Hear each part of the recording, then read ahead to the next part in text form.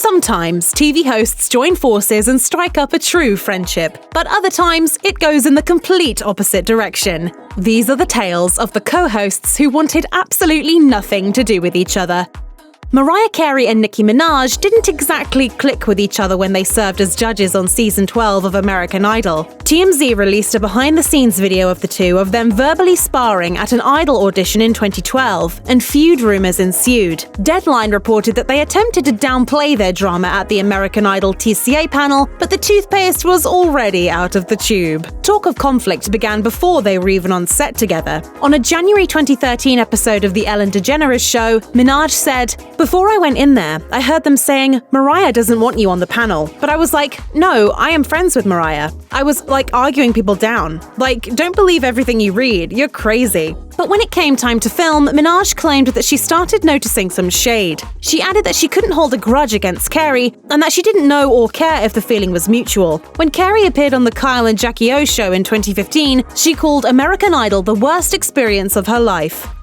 Kelly Osborne and Giuliana Rancic had a messy falling out after the 2015 Oscars episode of Fashion Police. When Rancic saw a dreadlock sporting Zendaya, she commented, "I feel like she smells of patchouli oil or weed." After the episode, Osborne tweeted, "I did not make the weed comment. I do not condone racism." She also noted that she was seriously considering leaving the show. Rancic then apologized to Zendaya on E! News the day after the episode aired. That same week, it was announced that Osborne was indeed done with the show. Later that year, Osborne told The Wrap, "I will never admit to liking Giuliana because I don't. I don't think she's a good person and I think she's a liar." When the topic of Rancic came up when Remix magazine interviewed Osborne in October of that year, she said, "People are responsible for their own words, so I couldn't give a fuck about that." It sounds like that feud is in the past, though. When USA Today asked Osborne about Rancic in 2017, she said, "That has been given more than enough publicity. I do not need to add any fuel to that fire, and it's not my life anymore." In 2016, NeNe Leakes joined Fashion Police as a special co-host. But shortly thereafter, Radar Online reported that she apparently wasn't getting along with her fellow hosts. She addressed that story on Instagram as she wrote, "NeNe Leakes has been nothing but professional and nice to everyone on the set of Fashion Police. If there are any problems, they are not from NeNe Leakes." But that wasn't the end of that. The day the Radar Online report came out, Leakes shared her side of the story with blogger B. Scott. She said that her Fashion Police co-stars didn't talk to each other or catch up with one another during downtime. As she explained, "Let me tell you what happens. When you arrive on set, everybody goes to their dressing rooms. When they say come out, everyone comes out and sits on the couch. There's no talking, no communication, nothing." She added, "What I do know is that I've been very kind to everyone on that set. Now, I am not saying it has been reciprocated. But it doesn't look like things stayed icy forever." In 2017, Brad Goreski told The Daily Dish, "We've become really good friends and she's great to be on TV with."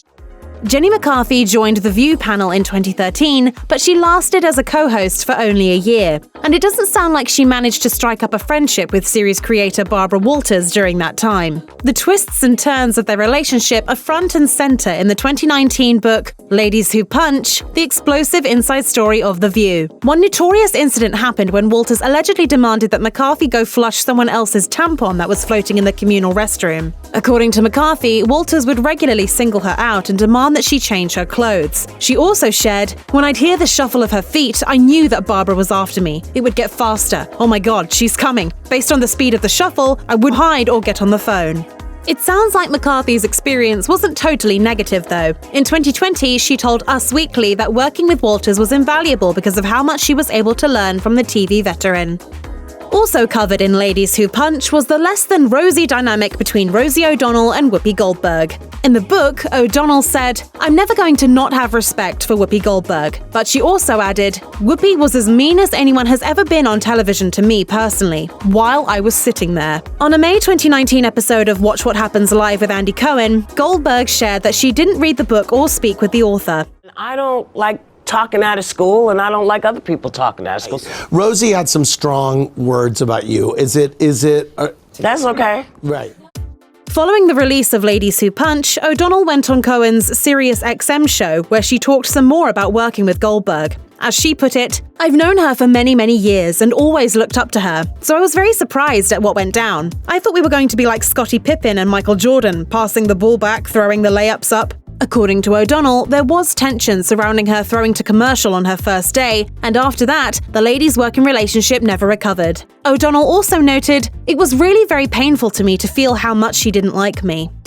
Former child stars Raven-Symone and Candace Bure shared the View stage for a time, but they sure didn't share many views on life. During one particular 2015 episode, the two found themselves at odds while discussing a story about a bakery that refused to make a cake for a lesbian couple. Bure defended the bakery's decision, and while Raven, herself a lesbian, said that it was discrimination. After Bure said that people have a right to choose who they associate with, Raven interjected, "I refuse to associate myself with you right now."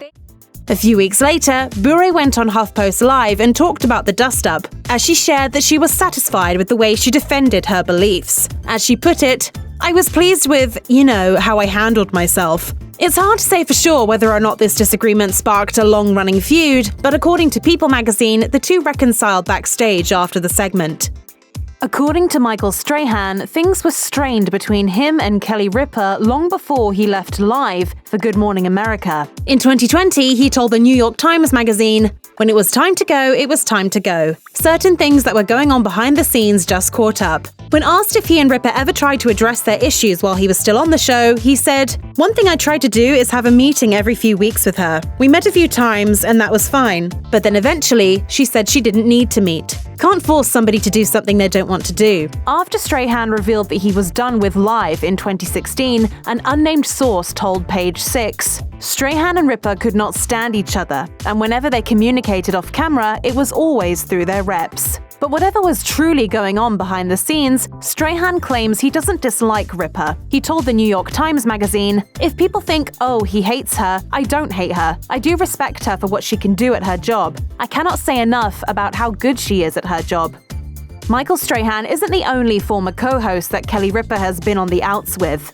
In a 2017 interview with Larry King, the late Regis Philbin shared that he and Ripa hadn't really kept in touch since he left Live. This stood in sharp contrast to his relationship with his other former co-host, Kathie Lee Gifford, with whom he remained friends with after she left Live. He also noted that Ripa was offended when he exited Live. As he put it, "She thought I was leaving because of her. I was leaving because I was getting older and that wasn't right for me anymore." As of 2019, Ripa and Philbin still weren't talking, and it also sounds like they didn't really interact much off stage back when they were still co-hosts, although that wasn't really because of any bad blood between the two. Philbin reportedly made a point of not yucking it up with his co-host behind the scenes. As Ripa recalled to the New York Times in 2017, Regis had a mandate, absolutely no talking off camera. He had almost a superstition about it. You save it for the show. I'd be like, "Good morning," and he'd say, "Save it for the air." Sharon Osbourne and Dannii Minogue were judges on the 4th season of the X Factor UK, and their dynamic was apparently incredibly rocky from day one. Minogue told her side of the story in her 2010 memoir, My Story, in which she wrote that Osborne was initially welcoming, but that didn't last. One of the crew members whispered to Minogue that Osborne wasn't happy with the changes to the judges lineup in the middle of their first day of auditions. There was one particularly scarring incident before the first live show. As Minogue recounted, "I was crying because someone I had admired greatly had come to my room before screaming and swearing relentlessly in my face for 20 minutes. Minogue also wrote that being at the judging panel next to Osborne was like being, quote, forced to sit next to the school bully. In Osborne's own memoir, Unbreakable, she wrote, "The more Minogue's reported relationship with Simon Cowell progressed, the worse it became between her and me. It was unbelievably bad. Dannii had taken to walking past me in the hallway without even making eye contact. I'd like to say it didn't bother me, but it did." Osborne also revealed that she left the show after that season, primarily because she didn't get the money she asked for. But she also noted, the Dannii business was mixed in there too. The very first season of American Idol welcomed not one, but two hosts to the stage. Everyone remembers Ryan Seacrest, but there was also another MC by the name of Brian Dunkleman.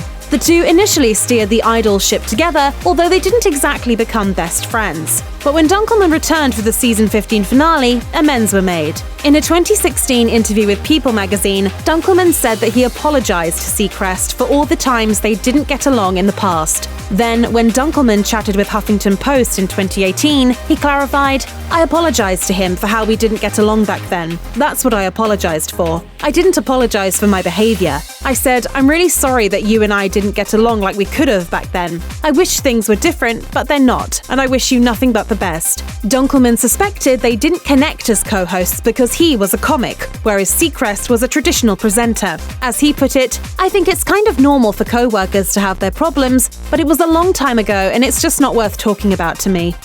Check out one of our newest videos right here. Plus, even more Nicki Swift videos about your favorite stars are coming soon. Subscribe to our YouTube channel and hit the bell so you don't miss a single one.